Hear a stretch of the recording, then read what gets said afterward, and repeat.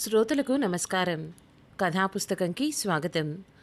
ఈరోజు మనం శ్రీమతి కనకదుర్గా లక్ష్మీరత్న గారు రాసిన స్థితప్రజ్ఞత అనే కథను విందాం. ఈ కథ ఫిబ్రవరి 1, 2026న ఆదివారం ఈనాడు సంచికలో ప్రచురితమైన కథ. దేనికి అతిగా స్పందించకుండా మనుషులు ఉండగలరా? సాధన చేస్తే ఏదైనా సాధ్యమే అవుతుంది. ఈ కథని పూర్తిగా వినండి.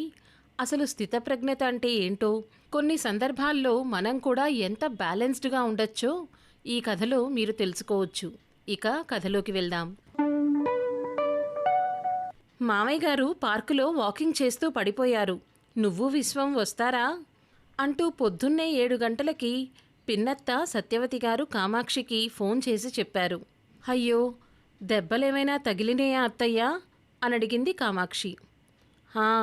మోచిప్ప కొంచెం కొట్టుకుపోయింది అన్నారు. చాలా ధైర్యంగా ఉండే ఆవిడ గొంతులో కొంచెం ఆందోళన చోటు చేసుకుంది. ఎందుకో కామాక్షి మనసు కీడు శంకించింది. మామయ్య మాట్లాడుతున్నారా? ఆదుర్దాగా అడిగింది. లేదు, నేను పైన అద్దెకున్న వాళ్ళని పిలిచాను. అంబులెన్స్ కూడా వచ్చింది. మేము హాస్పిటల్కి వెళ్తున్నాం. మీరు డైరెక్ట్గా అక్కడికే వచ్చేయండి అని హాస్పిటల్ అడ్రస్ చెప్పారు. కామాక్షికి ఎందుకో భయం వేసింది. ఆదివారం అవ్వడం చేత విశ్వం ఇంకా నిద్ర లేవలేదు. లేస్తారా? దక్షిణామూర్తి మామయ్య వాకింగ్ చేస్తూ పార్కులో పడిపోయారట. బహుశా ఫ్రాక్చర్ అయ్యుంటుంది. 2 జతల బట్టలు కూడా సర్దుతాను. మనం అక్కడ అత్తయ్యకి తోడుగా ఉండాల్సి రావచ్చు. నేను స్నానం చేసి రెడీ అవుతాను.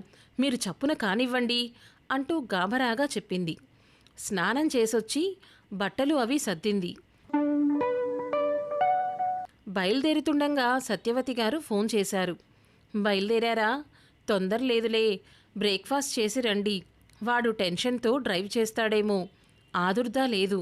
నాకు మనుషులు తోడున్నారని చెప్పు. లక్ష్మికి కూడా ఫోన్ చేశాను.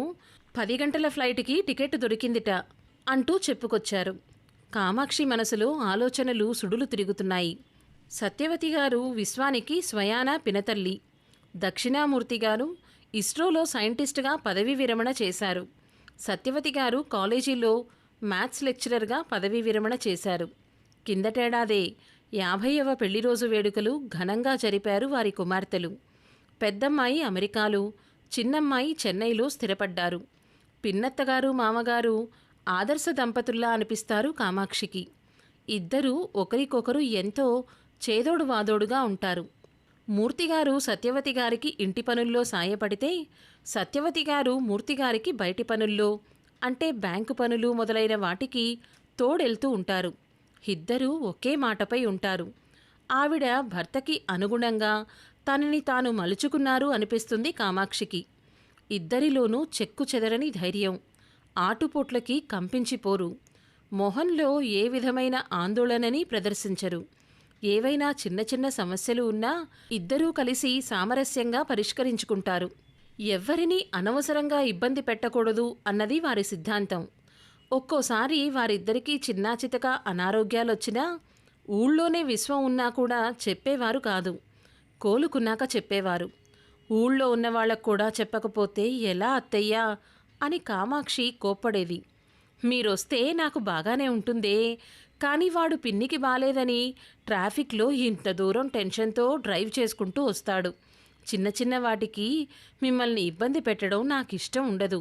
అవసరమైతే మిమ్మల్ని పిలవకుండా ఉండను కదా అంటారావిడ. అలాంటిది ఇప్పుడు ఫోన్ చేశారు అంటే మామయ్యకి ఎలా ఉందో అనుకుంటుండగా లక్ష్మి ఫోన్ చేసింది. వదినా, మీరు హాస్పిటల్కి చేరారా? డాడీ చనిపోయారు అని ఏడుస్తూ చెప్పింది. అయ్యో, ఎలా? విస్తుపోతూ అంది కామాక్షి. స్పీకర్ ఆన్లో పెట్టింది. విశ్వం కూడా విన్నాడు. మౌనంగా కారు డ్రైవ్ చేస్తున్నాడు. మ్యాసివ్ అటాకట. అసలు డాడీ ఎంత హెల్త్ కాన్షియస్, ఎంత డిసిప్లిన్డ్గా ఉంటారు. అంతా అయోమయంగా ఉంది వదినా. నా ఫ్లైట్ డిలే అయింది. లేట్ అవుతుందేమో వచ్చేసరికి. మమ్మీ నార్మల్గానే మాట్లాడుతోంది. బహుశా బ్యాలెన్స్డ్గా ఉండడానికి ప్రయత్నిస్తోందేమో అని అనిపిస్తోంది నాకు అంటూ గద్గద స్వరంతో అంది. మేము దాదాపుగా వచ్చేశాం. నువ్వు అధైర్యపడకు.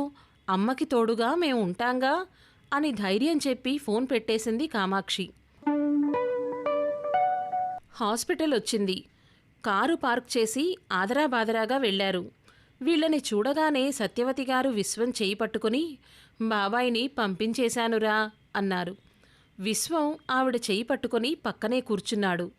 రోజులాగానే ఉదయం 4 గంటలకి లేచారా, యోగా చేశారు. స్నానం చేసి తన పంచెని ఉతుక్కుని ఆయనే ఆరేసుకున్నారు. కాఫీ తాగి వాకింగ్కి బయలుదేరారు. నేను వంటింట్లో పనిచేసుకుంటున్నాను. ఇంతలోనే మా కాలనీ వాళ్లే ఆయన్ని తీసుకొచ్చి సందు చివర పడిపోయారని చెప్పి హాల్లో దీవాన్ మీద పడుకోబెట్టారు. ఎలా ఉందండి అని అడిగితే బాగానే ఉన్నాను అని ముద్దముద్దగా మాట్లాడి కళ్ళు మూసుకున్నారు. ఆ తర్వాత పైన అద్దెకున్న వాళ్ళని పిలిస్తే అంబులెన్స్ని పిలిచారు. డాక్టర్ చూసి బ్రాట్ డెడ్ మాసివ్ అటాక్ అన్నారు. ఏమిటోరా, అంతా క్షణాల్లో జరిగిపోయింది అంటూ కథ చెప్తున్నట్టు చెప్తున్నారు ఆవిడ. బాబాయ్ ఈ మధ్యనే అన్ని టెస్టులు చేయించుకొని బాగున్నాయన్నారుగా, మరి సడన్గా ఈ హార్ట్అటాక్ ఏమిటి? విస్మయంగా అడిగాడు విశ్వం. అదేరా, ఎప్పుడేం జరుగుతుందో మనకి తెలీదు. బహుశా ఆయన చేయవలసిన కర్మలు అయిపోయి ఉంటాయి. వెళ్ళిపోయారు. ఏం చేస్తాం అన్నారావిడ. పిన్ని, కళ్యాణికి కబురందిందా అడిగాడు విశ్వం. చెప్పాన్రా, వాళ్ళు టికెట్లు చూసుకుంటున్నారు. రావడానికి 2 రోజులు పట్టదు. వాళ్ళు వచ్చే వరకు ఉంచడం కష్టం. పైగా నేను పోయాక కూడా నలుగురికి ఉపయోగపడాలి. నా బాడీని కళ్ళని మెడికల్ కాలేజీకి డొనేట్ చెయ్యండి అని తనతో వాళ్ళ డాడీ ఒకసారి అన్నారని గుర్తు చేసింది కళ్యాణి. ఇందాక ఫోన్లో మాట్లాడినప్పుడు లక్ష్మితో కూడా ఈ మాట చెప్పాన్లే. డాడీ ఇష్టప్రకారమే కానిద్దాం అన్నారు ఇద్దరూ. ఇన్ని చెబుతున్నా ఆవిడ మొహంలో అలజడి, మాటల్లో ఆందోళన కనపడలేదు. అన్నిటికీ అతీతంగా ఉన్నట్టు కనిపించారు. ఎవరో ఒకరు ముందు ఒకరు తర్వాత వెళ్లాల్సిందే. ఆయన ముందు వెళ్ళిపోయారు. అది మన చేతుల్లో లేనిది. ఏడుస్తూ కూర్చుంటే జరగాల్సిన పనులు చూసుకోవాలి కదా. ఇప్పుడు మనం ఆయన ఇష్టప్రకారమే అన్నీ జరిపించాలి. మెడికల్ కాలేజీకి డొనేట్ చేయాల్సిన విషయం హాస్పిటల్ వారితో మాట్లాడు. ఆ పనులన్నీ ఇక వాళ్లే చూసుకుంటారు. ఐ డొనేషన్ సంగతి నేను చెప్పేశాన్లే. ఎందుకంటే తొందరగా తీయాలి కదా. హాస్పిటల్ ఎదురుగా బోల్డ్ టిఫిన్ సెంటర్లున్నాయి. వాళ్ళొచ్చేలోపు మీరిద్దరూ వెళ్ళి ఇడ్లీ తిని రండి. టిఫిన్ కూడా చేయకుండా పొద్దున్నే బయలుదేరొచ్చారాయే. బాబాయికి అలా కడుపు మార్చుకుని కూర్చుంటే ఇష్టం ఉండదు. నేను కూడా 2 ఇడ్లీలు తిని మందులేసేసుకున్నాను. ఇదిగో పాపం వీళ్ళు తెచ్చిపెట్టారు అంటూ ఇంటిపైన అద్దెకున్న ఆయన్ని, ఆయన కొడుకుని చూపించారు. మా అబ్బాయి కోడలు వచ్చారు కదా, మీరిక ఇంటికెళ్ళండి అన్నారు వాళ్లతో. ఆవిడ ఇంత బ్యాలెన్స్డ్గా మాట్లాడుతుంటే కామాక్షి ఆశ్చర్యపోయింది. విశ్వం లేచి, పిన్ని నీకు కాఫీ తెస్తాను అని వెళ్ళిపోయాడు. అత్తయ్య, మీరు హడావిడిగా వచ్చేశారు కదా, మందులెక్కడవి? నిజంగా టిఫిన్ తిన్నారా అని అడిగింది కామాక్షి. అంబులెన్స్ వచ్చేలోపు బీరువాలో నుంచి క్యాష్ తీసుకొని నా బ్యాగులో కుక్కుకున్నాను. ఈయన మెడికల్ ఫైల్స్ కూడా ఇదిగో ఈ సంచిలో పెట్టాను. నా మందులు కొన్ని ఎప్పుడూ నా హ్యాండ్ బ్యాగ్లో పెట్టుకుంటాను కదా. టిఫిన్ తిని వేసేసుకున్నాలే, నేనేమీ అయిపోను గాని విశ్వం కాఫీ తెచ్చాక మీరిద్దరూ వెళ్ళి తిని రండి. ఆనక క్రతువులు మొదలైతే పూర్తయ్యేసరికి సాయంత్రం అవుతుంది అన్నారు. ఇలాంటి పరిస్థితుల్లో మనిషికి కాళ్ళు చేతులు ఆడవు. కానీ ఆవిడ అచేతనంగా అయిపోకుండా ఒక్కరూ ఎలా సమర్థించుకున్నారో. ఆవిడ గుండె ధైర్యం, సమర్థత గురించి అత్తయ్య ద్వారా విన్నాను, ఇప్పుడు చూస్తున్నాను అనుకుంది కామాక్షి. విశ్వం ఆవిడికి కాఫీ తెచ్చి ఇచ్చాక హాస్పిటల్ వారితో మాట్లాడి వచ్చాడు. పిన్ని, ఐ హాస్పిటల్ వాళ్ళొచ్చి కళ్ళు తీసుకుని వెళ్లారు. ఇప్పుడు అంబులెన్స్లో బాడీని ఇంటికి తీసుకెళ్లే ఏర్పాటు చేస్తారట. మన వాళ్లంతా వచ్చెళ్ళాక హాస్పిటల్కి ఇన్ఫామ్ చేస్తే వాళ్ళొచ్చి బాడీని మెడికల్ కాలేజీకి తీసుకెళ్తారట. రిచువల్స్ చేసుకోండి కానీ బాడీ మీద పసుపు కుంకాల్లాంటివి వెయ్యొద్దు అన్నారు. ఎందుకంటే డొనేట్ చేయవలసింది కదా అంటూ చెప్పాడు విశ్వం. విశ్వం హాస్పిటల్ ఫార్మాలిటీస్ పూర్తి చేశాక ఇంటికొచ్చారు. అంతలోనే చుట్టుపక్కల వారు వచ్చారు. సత్యవతి గారు ఎలాంటి మనోవేదన కనపరచకుండా పూసగుచ్చినట్లు వచ్చిన వారందరికీ ఉదయం 4 గంటల నుండి ఏం జరిగింది అని ఓపికగా చెప్తున్నారు. మధ్యలో ఆవిడే విశ్వానికి పురోహితుడి నెంబర్ ఇచ్చి మాట్లాడమన్నారు. కామాక్షి విశ్వంతో, అత్తయ్యను చూశారా, ఎంత ధైర్యంగా ఉన్నారో. వాళ్ళిద్దరిది ఆదర్శ దాంపత్యం కదా, ఆవిడ కుదేలైపోతారేమో అనుకున్నాను. అంత నార్మల్గా మాట్లాడడం ఎలా సాధ్యం అంటూ ఆశ్చర్యపోతూ అడిగింది. పిన్ని షాక్లో ఉంది, అందుకే అలా ధోరణిలో ఏకధారగా మాట్లాడేస్తోంది అన్నాడు విశ్వం. మనుషులొస్తున్నారు, వచ్చిన వాళ్ళంతా అంత డిసిప్లిన్డ్గా ఉంటారు, ఆయనకి ఇలా జరగడం ఏమిటి అన్నారు. సత్యవతి గారు, అవును, ఆయన అన్నం కూడా కొలిచినట్లు తింటారు, చిరుతిండ్ల మాటే లేదు, 2 పూటలా వాకింగ్ చేస్తారు, తన బట్టలు కూడా తనే ఉతుక్కుంటారు, ఎవ్వరి చేత సేవ చేయించుకోకుండా వెళ్ళిపోవాలి అనేవారు, ఆయన కోరుకున్నట్లే జరిగింది అన్నారు. మధ్య మధ్యలో కామాక్షి ఆవిడికి కొబ్బరి నీళ్ళిస్తూ, అత్తయ్య మీరిక మాట్లాడకండి, హైరానా పడిపోతున్నారు అంది. ఇంకో గంటకి లక్ష్మి వాళ్ళ ఆయన వచ్చారు. లక్ష్మి వస్తూనే తల్లిని పట్టుకుని మౌనంగా ఏడ్చింది. అప్పుడు కూడా సత్యవతి గారి కంట్లో నుంచి ఒక్క బొట్టు కూడా రాలలేదు. ఊరుకో తల్లి, డాడీ ఏ బాధ పడకుండా వెళ్ళిపోయారు, నేను ధైర్యంగానే ఉన్నాను అని ఓదార్చారు. తల్లి కూతుళ్ళు ఎవరు కుంగిపోయినా అవతలి వాళ్ళు అధైర్యపడతారని పంటి బిగువున దుఃఖాన్ని అదిమి పెట్టుకున్నారు అనిపించింది కామాక్షికి. పురోహితుడు వచ్చాడు. బాడీ డొనేషన్ కాబట్టి ఒక కర్ర పుల్లకి మూర్తిగారి ఆత్మను ఆపాదించి దానికి ఇక్కడే పూజ చేస్తాం, తర్వాత దానికే దహనక్రియలు చేసి భస్మాన్ని 3వ రోజున కావేరిలో కలపాలి, నేను కూడా మీతో వస్తాను, అక్కడ కలిపే ముందు చిన్న పూజుంటుంది అంటూ చెప్పాడు. మెడికల్ కాలేజీ వాళ్ళొచ్చి అంబులెన్స్లో బాడీని తీసుకుని వెళ్ళిపోయారు. విశ్వం సత్యవతి గారి అల్లుడు పురోహితుడి వెంట క్రతువులు చేయడానికి వెళ్ళారు. సత్యవతి గారు బంధువులందరికీ ఫోన్లో విషయం తెలియచేస్తున్నారు. ఇంతలో లక్ష్మి కామాక్షితో, వదినా, అమ్మ దుఃఖాన్ని బలవంతంగా లోపలే దిగమింగుకుంటోంది, అలా అని బాధ అదిమి పెట్టుకుంటే అది ఏ గుండె నొప్పుకో దారితీస్తే ఎంత ప్రమాదం అంది భయంగా.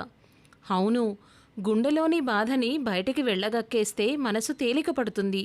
బహుశా అత్తయ్య మామయ్య లేరనే వాస్తవాన్ని గుర్తించటానికి మనస్కరించక గాంభీర్యంతో కప్పిపుచ్చటానికి ప్రయత్నిస్తూ ఉండవచ్చు. లేదా ఆవిడ భయపడుతుంటే పిల్లలు ఇంకా బేలగా అయిపోతారని అలా నిబ్బరంగా ఉంటున్నారేమో. లేదంటే ఆవిడ వీటన్నిటికీ అతీతంగా ఉండే జ్ఞాని అయినా అయ్యుండాలి అంది కామాక్షి. క్రతువులకి వెళ్ళిన వాళ్ళు ఇంటికొచ్చారు. అందరి స్నానాలు అయ్యాయి. లక్ష్మి అందరికీ టిఫిన్లు ఆర్డర్ చేసింది. సత్యవతి గారు విశ్వాన్ని పిలిచి, ఈరోజు క్రతువు నీ చేతుల మీదుగా జరిగిపోయింది, మిగతా తంతు కూడా నువ్వే నిర్వహించు నాయనా అన్నారు. అలాగే పిన్ని, అన్నీ నే చూసుకుంటాను, నువ్వు ఎక్కువ హైరానా పడకు, వెళ్ళి కొంచెం సేపు పడుకో, మాట్లాడి అలసిపోయావు బాగా అన్నాడు విశ్వం. మరుసటి రోజు ఉదయం 5 గంటలకి వంటింట్లో అలికిడి అయితే కామాక్షి లేచొచ్చి చూసింది. లక్ష్మి సత్యవతి గారు కష్టసుఖాలు మాట్లాడుకుంటున్నారు. కామాక్షిని చూసి సత్యవతి గారు, లేచావా, కాఫీ తాగుతావా అన్నారు. ఆవిడ చక్కగా స్నానం కూడా చేసేశారు. కామాక్షి అవాక్కయ్యింది. ఆవిడ ముందు రోజు అసలేమీ జరగనట్లే ఉన్నారు. కామాక్షి కాలకృత్యాలు తీర్చుకొనొచ్చింది. ఈలోగా విశ్వం కూడా లేచి కాఫీ తాగుతున్నాడు. సత్యవతి గారు ఆ పూట టిఫిను, భోజనాల ఏర్పాటు కోసం క్యాటరింగ్ వాళ్ళకి ఫోన్ చేస్తున్నారు. కామాక్షికి అంతా దిగ్భ్రమగా ఉంది. అశుభం జరిగిన చోట ఎక్కడా ఇంత నిశ్శబ్ద వాతావరణాన్ని ఎప్పుడూ చూడలేదు. విశ్వం, పిన్ని, ఏమైనా పనులుంటే నాకు చెప్పు, నువ్వు రెస్ట్ తీసుకో అన్నాడు. లక్ష్మి వాళ్ళ ఆయన, ఆవిడ పనుల్లో తనని తాను ఎంగేజ్ చేసుకుంటున్నారులేండి అన్నాడు. ఇక విశ్వం ఊరుకున్నాడు. 3వ రోజున కళ్యాణి కుటుంబం కూడా అమెరికా నుండి వచ్చారు. కళ్యాణి తల్లిని పట్టుకుని ఒళ్ళు కదిలిపోయేలా ఏడ్చింది. సత్యవతి గారు కళ్యాణి వీపు తడుతూ మౌనంగా ఓదార్చారు. కావేరిలో కలిపే తంతు కోసం అందరూ వెళ్లారు. కామాక్షి మాత్రం సత్యవతి గారికి తోడుగా ఇంట్లోనే ఉంది. సత్యవతి గారు మూర్తిగారు ఉన్నప్పుడు ఎలా పనులు చేసుకునేవారో ఇప్పుడు కూడా అలాగే పనులు చేసుకుంటున్నారు. ఆవిడలో కానీ ఆవిడ దినచర్యల్లో కానీ ఏ మార్పు లేదు. పైగా ఇంట్లో పిల్లల సందడి, మనవళ్లతో కాలక్షేపం, క్రతువుల కోసం వచ్చే బంధువుల ఏర్పాట్లతో ఆవిడికి చాలా బిజీగా గడిచిపోతోంది. అయినా రోజుకొకసారైనా ఆయన బ్రేక్ఫాస్ట్ తినకుండానే వెళ్ళిపోయారు అనేవారు. డాడీకి అలా వండితే కూర నచ్చుతుంది అని పిల్లలతోనూ, మీ బాబాయికి నీలానే పచ్చళ్ళంటే ఇష్టంరా అని విశ్వంతోనూ చెబుతున్నారు. 10వ రోజు వచ్చింది. ధర్మోదకాలు ఇవ్వడానికి దగ్గర బంధువులు, మూర్తిగారి తోబుట్టువులు అందరూ వచ్చారు.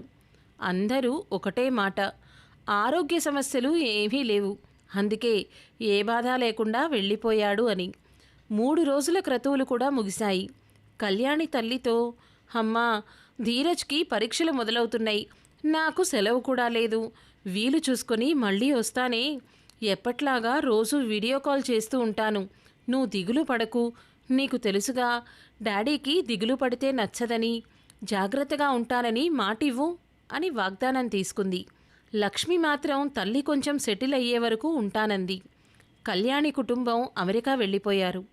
ఆ రాత్రి విశ్వం, కామాక్షి, లక్ష్మి కూర్చొని మాట్లాడుకుంటున్నారు అందరూ. విశ్వం, పిన్ని, కొన్నాళ్ళు నువ్వు మా దగ్గర ఉంటే బావుంటుంది, చెల్లాయికి నీ గురించి బెంగ లేకుండా ఉంటుంది, నువ్వు మా దగ్గర ఏమీ మొహమాట పడక్కర్లేదు, మా అమ్మ ఎంత స్వతంత్రంగా ఉందో నువ్వు కూడా అంతే స్వతంత్రంగా ఉండొచ్చు అన్నాడు. నీ దగ్గర నాకు మొహమాటమేమిట్రా, నీ చిన్నప్పుడు నేనే నిన్ను పెంచితేను. 50 ఏళ్ల దాంపత్యంలో ఒక్కసారిగా ఆయన మాయమైపోతే దిగులు లేకుండా ఎలా ఉంటుందిరా, ఆయన లేని లోటు భర్తీ చేయలేనిది. ఇద్దరం ఒకరికొకరం తోడుగా ఉండేవాళ్ళం, ఒకరి అభిప్రాయాలని ఇంకొకరు కొట్టిపడేయకుండా గౌరవించుకునేవాళ్ళం. ఇప్పుడు ఆ తోడే లేకుండా పోయింది. అలా అని ఎవరూ ఎల్లకాలం ఉండరు. నేనైనా ఆయనైనా ఎప్పటికైనా వెళ్లాల్సిందే. ఆయన పుణ్యపురుషుడు, ఏ బాధ లేకుండా ఎవరి చేత సేవ చేయించుకోకుండా వెళ్ళిపోయారు. ఒకవేళ నేనే వెళ్ళిపోయి ఆయన ఉండాల్సొస్తే ఇబ్బంది పడేవారేమో. నేనైతే తోచకపోతే వెళ్లాల్సొస్తే పిల్లల దగ్గరకు వెళ్తాను. ఆయనది అలా వెళ్లే మనస్తత్వం కూడా కాదు. ఆయన కర్మలన్నీ క్షయం చేసేసుకొని వెళ్ళిపోయారు. నాకు ఇంకా చేయవలసిన కర్మలు మిగిలి ఉండి ఉంటాయి. ఇప్పటికైతే ఒంట్లో ఓపికంది కదా, చుట్టుపక్కల పిల్లలకి ఫ్రీగా ట్యూషన్ చెప్తాను. నాకు ఎలాగూ పేపర్ చదవడం, టీవీలో సీరియల్స్ చూడడం అలవాటే కదా. మధ్య మధ్యలో మీరు వస్తూ ఉండండి. లక్ష్మి ఎలాగూ నన్ను చూసిపోవడానికి వస్తుంటుంది. దిగులుతో పిన్ని ఏమైపోతుందో అని నువ్వు దిగులు పెట్టుకోకు, సరేనా అని ధైర్యం చెప్పారు. స్థితప్రజ్ఞత గురించి, స్థితప్రజ్ఞులకి ఉండవలసిన లక్షణాల గురించి ఆ మధ్య ఒక ప్రవచనకర్త చెప్పారు. అందులో ఒక లక్షణం సుఖదుఖాలని సమానంగా చూడడం. సుఖం వచ్చినప్పుడు పొంగిపోకుండా, దుఃఖం వచ్చినప్పుడు కుంగిపోకుండా ఉండడమే స్థితప్రజ్ఞత. ఋషులకి, జ్ఞానులకి మాత్రమే ఇది సాధ్యమవుతుంది, కానీ మనలాంటి సాధారణమైన మనుషులకి ఇది ఎలా సాధ్యం అని ఎప్పుడూ చెప్పేదాన్ని. స్థితప్రజ్ఞులు అంటే కొండల్లోనూ కోనల్లోనూ ధ్యానం చేసుకునే జ్ఞానులు మాత్రమే అనుకునేదాన్ని నేను. కానీ మీలాంటి సామాన్య గృహిణులు కూడా స్థితప్రజ్ఞులే అని ఇప్పుడు అర్థమైంది. మామయ్య లేరనే వాస్తవాన్ని ఎంత హుందాగా అంగీకరించారత్తయ్యా. మీరు భగవద్గీత చదవలేదు, ప్రవచనాలు కూడా వినరు, మీకు ఇంతటి స్థితప్రజ్ఞత ఎలా అబ్బింది అంటూ ఆశ్చర్యంగా అడిగింది కామాక్షి.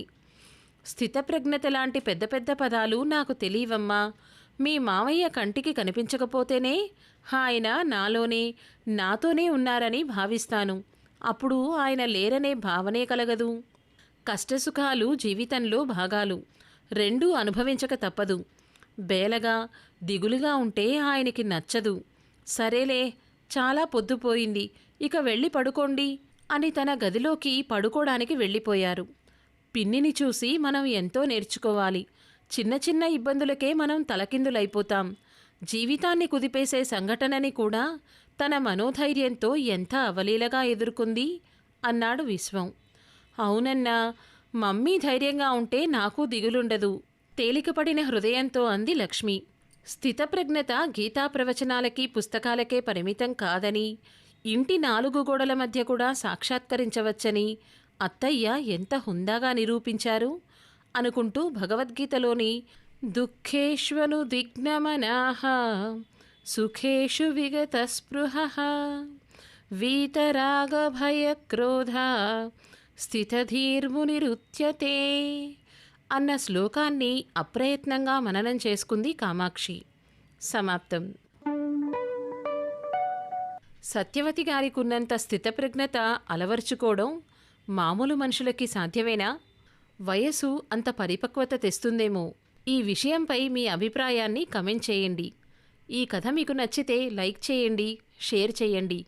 మరిన్ని సందేశాత్మక, సామాజిక, విలువైన విలువలతో కూడిన కథలు వినాలి అనుకుంటే కథాపుస్తకం ఛానల్ని సబ్స్క్రైబ్ చేసుకోండి. ధన్యవాదాలు.